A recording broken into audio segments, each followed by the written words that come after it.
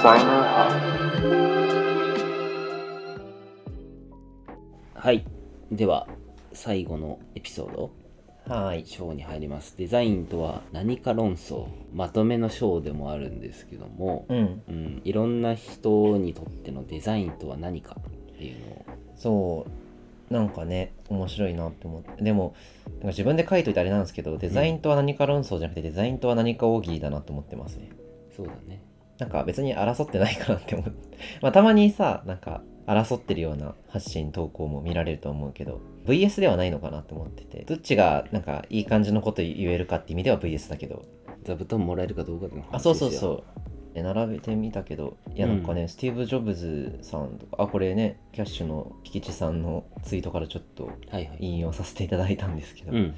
っとね恥ずかしながら知らない人もいっぱいいて、スティーブ・ジョブズとかはデザインはシンプルであること、シンプルであることは複雑であることよりも難しい。この辺見てると、そのデザインという言葉の意味がどうですかとかじゃなくて、なんか割と自分がデザインにおいて大切にしていることみたいな価値観を、ポリシーをなんかこういう名言の形で残してる人多いなと思ってますね。デザインは物事を単純明快にかつ人々のニーズに合った形で再構築すること、ティム・ブラウンさんとかね。なるほど、単純明快にできてないっていう現状のものづくりがね、それぞれからやっぱり意志を感じますよね、強い。これだって思ったやつあります？すっごいぶっちゃけるとこないよ今日なんかさ、デザインは人生をより良くするための手段であるロビン・マシューズさん、なんかとか僕すごい本質ついてるなと思うんですよね。本当にそういうことだと思うんですけど、でも俺好きなのは、最も良い方法で未来を予測するための方法はそれを発明することである。これは好きですね。いいですね。これも、デザインというか、ポリシーっぽいなって、ね、自分の考えに近いかもと思ってて。アラン・ケイさんって誰？あれですよ、アバウトフェイスの人じゃないかな。パーソナルコンピューターの父？あれですよ、スティーブ・ジョブズさんも、本当だ、ビル・ゲイツさんもパクってるやつじゃない？GUI の父って呼ばれてる人じゃないかな。マウスとかのさ話ですよ。なるほど、すごい人だ。まだご存命なんですね。そうですよ。すごい、83歳だ。尊敬するデザイナーの人ですよ。この辺も勉強しないとなって。なんかやっぱ他のさ日本人のやつでもさ、それこそこの間僕が参加してきたデザインリーダーインパクトアワード、ちょっとごめんなさい正しくあれが分かんないけど、とかでもやっぱ自分のそのデザインに対するポリシーとかをみんなうまいことね、言って発表するんだけど、その一番最初にも言ったように、やっぱデザインという言葉ってすごい曖昧じゃないですか。遊ぶという言葉がいろんな遊びを示すように、なんかデザインもそうだとは思っていて、やっぱその曖昧であるものをわざわざ具体的にする必要はないと思ってて、具体的な価値観を持つことはいいんですけど、少なくともそれを具体化することによって気持ちよくなって、でそのことが積み重なったせいでデザインというものが余計分かりにくくなるみたいな状況っていうのは良くないなって思うんですよね。そうだね。でなんかね、拡張され続けるデザインみたいな話は今年のデザインシップね、広がりすぎたデザインか、そう広野さんもデザインシップ2023で変わったじゃないですか。あれミッションが変わったんだっけ。デザインはもう十分に広がってるから、今は広がった、デザインをつなぎ合わせることが大事であるみたいな話されてたかなと思うんですけど、なんかティム・ブラウンさんもね、さっきの説明したプレゼンの中でデザインっていうものは小さくなりすぎたよねみたいな話をしているじゃないですか。そうですね。だからこれってだから、確かに広野さんのおっしゃる通りでデザインが広がりすぎたのかもしれないんですけど、僕はなんかもともとあったそのデザインの対象物っていうのは別に変わってなくて、それがどんどん分解されまくった結果が今だと思ってるんですよ。拡張され続けてるんじゃなくて分解され続けてるんじゃないかって話なんですけど、そうですよ。こうやってだからさっきの悪魔の引き寄せでもとかとも同じ話かなと思っていて、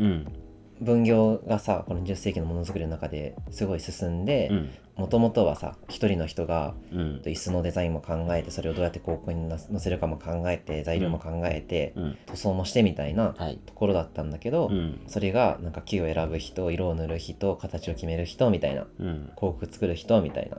感じで分かれていった結果、なんかポスターデザインとか、なんちゃらデザインみたいなものがどんどん増えていったわけじゃないですか。って時にやっぱり確かにね、拡張されてる新しく価値観を作って、スペキュラティブデザインとかなんかそういったものができてくるコンセプト、あるじゃないですか、そういう新しい言葉なんちゃらデザインみたいな、っていうのがなんか出てくるのは、確かに拡張にも見えるんですけど、なんかそれってもう分解できなくなったものを無理やりこう分子をさらに原子に分解するみたいな話だと思ってて、とか別の視点から見てみるとかね。そうね、スペキュラティブデザインに関しては問いを自分で出した一気通貫型っていう応用編みたいな感じだよね。そうなんかもうある程度そのデザインみたいなものがさ広まってきた結果、さらにそれを分解できないか、さらに専門化できないかっていう、ひたすら引き薄をゴリゴリ回してる状態が今なんだろうなっていうふうに思ってるんですよね。別にそういうのが新しい概念ができるのはそれでいいんですけど、これがすごいそのデザインとかものづくりみたいなものを分かりにくくしてるなと思ってて。そうですよね。いや普通にだるくないですか？なんか CI デザイナーと名乗ってる人もいれば、なんか VI デザイナーと名乗ってる人もいれば、グラフィックデザイナーっていう人もいて、それ何が違うのかってデザイナーの業界に割といてさ、その文脈を理解してないと説明すらできないわけですよね。そんな分かりにくくていいのかというところがあってですね、僕の課題意識として、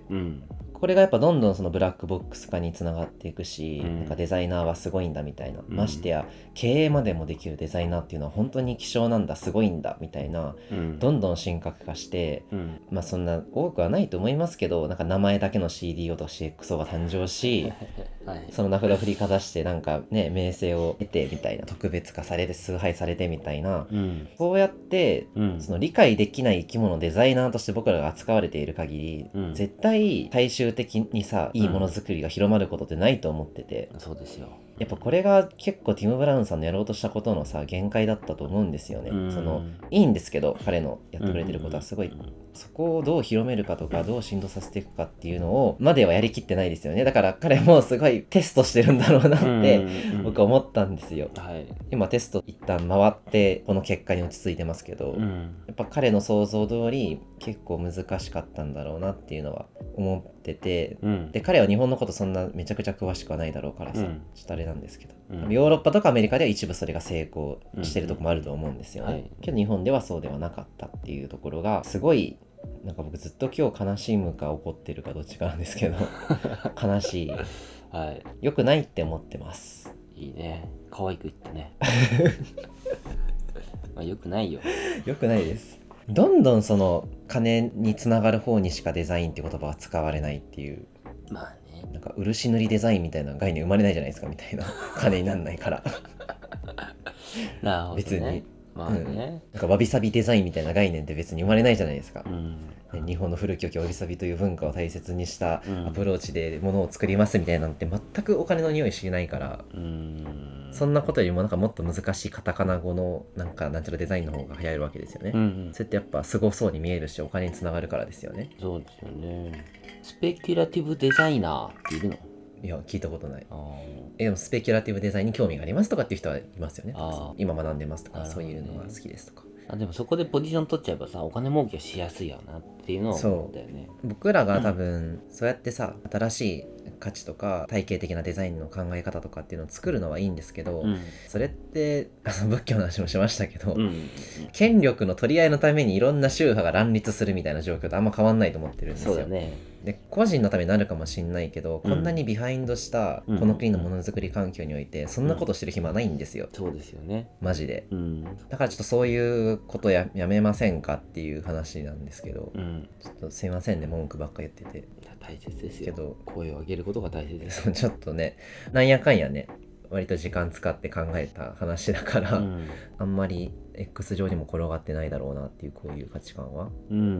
と思うから言ってるんですけど、ちょっとその上でですね、デザインとは何かっていう話をしようと思ってます。どうぞ。でもうほんと大前提ね、もうここまで散々言ってるからあれなんですけど、別に大喜利する気は全くないですと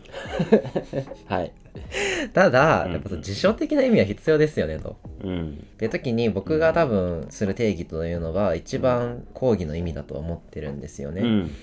これも言葉選び難しいんですけど、僕はデザインというのは説明可能性を伴う生産活動っていう日本語にして表現してみましたっていう。説明可能性っていうのはどういう、これねなんか説明可能性っていう言葉をでもなんか他にいい言葉はなくてちょっと逆に募集中なんですけどそうなんですね。なんかねちょっとググったらね AI とかでは使われてる言葉らしい。 AI 界隈では説明可能性 AI みたいな、なんかエクスプレイナブルみたいな、そう説明できるみたいな、そういうのが使われてるらしいんですけど、僕が言いたいのはこれをなんでこの色にしたんですかって言われた時にそれを説明できることだと思ってて、理由とか背景とか狙いとかっていうのを説明できる生産活動全てです、だから料理もだし音楽もだし全てにはデザイン的な姿勢アプローチ方法っていうのは入っているし、デザインはアートと対立するものではないし比較するものでもグラデーションっていうのもちょっとあれですけど、そもそも同じ次元で比較されるものじゃないと思ってます。そうですよね。なんか姿勢こういうの言ってた方がいいんですかね。デザインって姿勢なんですよみたいな。それも大喜利っぽくて気持ち悪いか。なんかあれなんですけど、でもさデザインとアートを絡めて話すっていう時点で俺はもうちょっともうやだ本当にやめてほしい。そういうこと表側のここでしか見えてないんだと思ってさ、確かにさアウトプットとしたポスターが2枚あった時にさ芸術作品をバックグラウンドとして使うね、絵があるのとデザイナーが何かしらのグラフィックデザインをしたポスターがあった時に、絵で比べたらっていうこの比べたらが入ったらデザインとアートを比べたらっていう話になるんだけど、それはもうそこでしか見てないんだなと思って、僕はスッてスッて身を引くよね。会話をやめます。会話やめますよね。そうだからやっぱそういう人も多いし、だから僕はここで全然問題解決とか言う気も全くなくて、言うなれば基礎じゃないそこは、なんか問題解決とか効率化みたいなのってすごいさ極めて近代的な価値観だと思ってて、なんか全然そうじゃない。なんか今日は緑の服を着たいって思ったから緑なんだっていうのも全然いいと思ってるんですよ、説明できているから、今日の自分の気分をね、定量的じゃないけれども、なんかそういったレベルでめちゃくちゃ根源的で何かを良くしたいとか気持ちよくしたいとか、美味しくしたいとか楽しくしたいとか、ためにどうすればいいかっていう方法を考えてそれを使って生産を行うっていうことがデザインっていうことだと思うんですよね、めちゃくちゃ当たり前のことですこれは、でやっぱデザインって名詞としても使われるから、そういうだから説明可能性を伴った生産物が名詞としてのデザインだと思うし、これぐらいの曖昧さを持った言葉でいいと思ってるし、こういう辞書的な意味がとりあえずあればさそれでいいと思うんですよ、でなんかそういうことなんだよって、デザインってもっと根源的なことなんだよっていうところをちょっとどうすればいいかちょっと僕も全然答えないですけど、なんかそれをもっと一般化して広めていくことの方がよっぽど僕は大事だと思うんですよ。自分のデザインが何かを語ることよりも、その通りでございます。本当に分かんないじゃんみたいな、デザインとは何とかですとか言ってもさ、偉い人が言ってるからそれはすごそうに聞こえるから余計手触り感のない特殊スキルのように受け入れられてしまうよねっていうところで、本当に僕は問題視しているので、まずはこのデザインというものの定義、ちょっとここまで長くなりましたけど、僕らはそういった曖昧で人間にとってすごい本能的で根源的で全ての人類が当たり前に持ち合わせているもう人間の特徴だと思うんですよね、性質だと思ってて、別にデザインをしなきゃって思わなくても勝手にデザインをする生き物だと思ってるんですよ、っていう前提のもと今後の話は進めていきたいなっていう感じなんですけど、どうでしょうか。いやいいと思うよ。いい締めだと思うよ。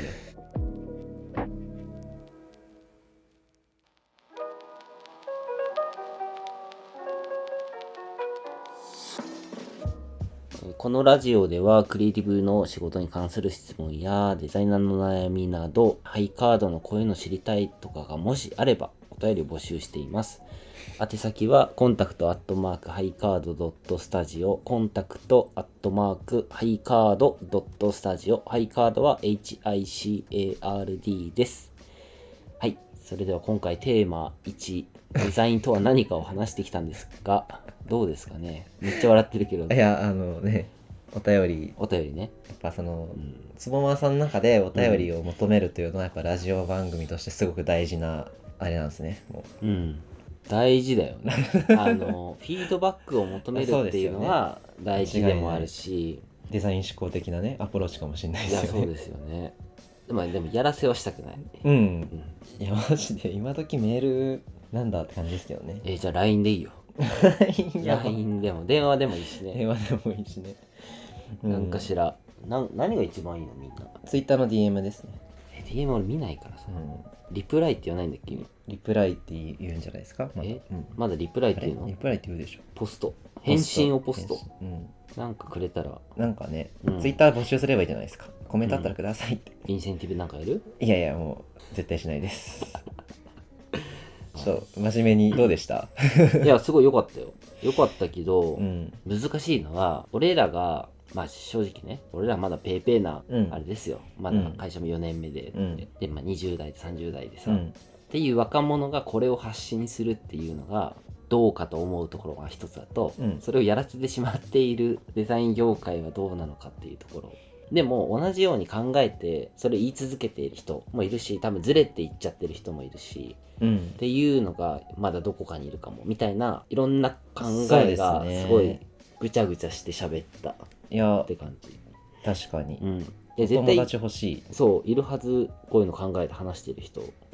だし危機感持ってる人はいるんだけども、やっぱり多分イベントでもさ、こういうのを話す機会はあるんだけどさ、今うちらはさラジオだし2人だけの空間だから言いたいこと言ってるけどそうそう、これがイベントになると多分言えなくなるのね。言えなくなりますっていうのは、プレゼンなら言えます別に。ああそうだね、なんだけど、多くの場合が、多くの場合ではないけど、別にパネルディスカッションの時とかってやっぱモデレーターの人がこう誘導してくるじゃないですか、この話には持っていきにくいですね。そのぶっ込みでいかないと。そうだよね。ちょっと話変わるんですけどみたいなでいかないときつくて、やっぱね最近のイベント行ってても本当に X のタイムラインをそのままオフラインにしたみたいなイベントも多いし、何も言ってないのに言った気になってるイベントも多いから、まあでも普通に気持ちいいんですよね。みんなでそれを共感してさ、そうだね、あ、そうですね、正しいですねっていうことは気持ちいいんだけど、ただなんか相互に気持ちよくなってるだけみたいな、考えさせられないイベントっていうのはやっぱかなり多いかなと思ってるので、このラジオはそういった情報発信はしたくないですね、本当にみんなで考えていきたい。そうだね。まあ1回目のテーマとしてどうなんだろう、なんかこんなにがっつりデザインというものについて向き合うコンテンツを僕は知らなくて、なんかあるんかなそういう本とかって。全然出てこないけど、まあ、本じゃなくてもなんか誰かいいのとかね あれば読んでみたいけどね。今思い出して、デザインじゃないんだけどさ、アスヤくんとかさ、がやってたさ、東京ゲーム事変っていうポッドキャストがあるんですよ。へえ。あれはゲーム好きだもんね。そう、あれ当時3人組でやってたラジオがあって、デザインとはあんまり関係ないんだけど、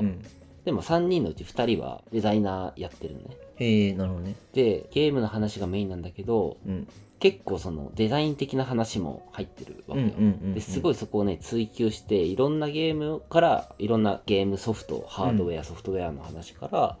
そういう視点でいろいろこうトークしてるんだけど、なんかそういうのはあるなと思ったの。でもデザインはちょっとかすってはいて、本編はデザインの話にしているものって俺もあんまりないよね。ない。やっぱりさあれですよね、インタビューとかさそういうのでもラジオにするとこはあって、結局は気持ちいいラジオになっちゃうか、まあ採用カルチャー発信そうねだよね。別にいいんですけどねそれは。だからやっぱちょっとねどうなんだろう、これを聞いてる人のねデザイナーさんだと思うんですけど、少しでも響けば嬉しいんですけどね。ちょっと僕たちも全然不勉強だから、専門的な話はできてないけども、もっとこれをね深掘って、ちょっとだから次はなんかもっとデザイン思考ってね、話したじゃないですか、一旦ざっと、じゃあなんかそれが本当にもともとどっから出てきたんだろうみたいな、もしやりたいんですよ。もっとなんか論文とか読みたい。人間工学的なさところから出てきてると思うんですけど、アメリカの、なんかじゃあティム・ブラウンさんは誰に影響を受けて、その影響を受けた誰々さんは誰に影響を受けててみたいな、どういう文脈でこれが出てきてるのかっていうのを。それ第2回でやるつもり？重いかなあ、いやさ第2回でやり確かにと思ってさ、俺なんかそこの話さ削ってたじゃん。削ってるよ。だからさ、なんでだろうと思ってたんで、デザイン思考ってどっから出てきたのって話をさ、そう削ってます。なるほどね。それをメインで話すってこと、それをめっちゃやりたいし、なるほどね、それこそ産業革命の部分をめちゃくちゃもっと、今日はあんま話してないウィリアム・モーリスとかバウハウスの話とかも、そこをめちゃくちゃ掘るとか。そうだね。本当古典ラジオみたいなことになっちゃうんだけど、結構歴史系の話にはなるが、なんか今起きてることがどういう因果関係のもと成り立ってるのかっていうのを、僕たちはもうちょい知った方がいいと思うんですよね、じゃないとちょっと次どうしようとかも分かんないし。そうですよ。ちょっとそういう歴史系も増えつつ、たまにはスプラトゥーンの話とかしたいです。僕スプラトゥーンやんないから分かんないけどスプラトゥーンのとかなんかウゲームォークマン制作秘話とかなんかあーね、そういうものに特化したさあーやつとかもやりたいですよね。はいはいはい。なんであのデザインあのプロダクトが革新的だったのかとかね。アップルでやっても面白いですよね。アップル製品に焦点を当てるとかでも面白いだろうし、いいな。そしたら俺やること無限になりますよ。だからナッシングとティーンエイジエンジニアだっけ何それっていうさ、すごい俺の好きなプロダクトがあって、うんそれの話とかしたいな。とかなんか京都という街のデザインの話とかね、僕がするとかいいね、京都出身なんで吉原のとか、吉原のとかね吉原のとかいいな、はい吉原の面白いな。みたいな感じで、ちょっと初回そんな感じでした。そうですか？ね。いや最高ですよ。いや続けていきたいようやく撮れましたよ。本当にこれはあれですかね、月1で収録はしますか？自信がない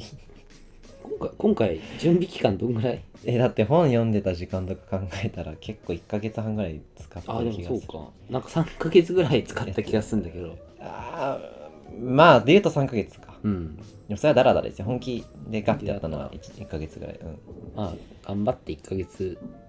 ちょっと僕の仕事の時間をめちゃくちゃ削ればいけます。ちなみにエンジョイ会をやるつもりはない？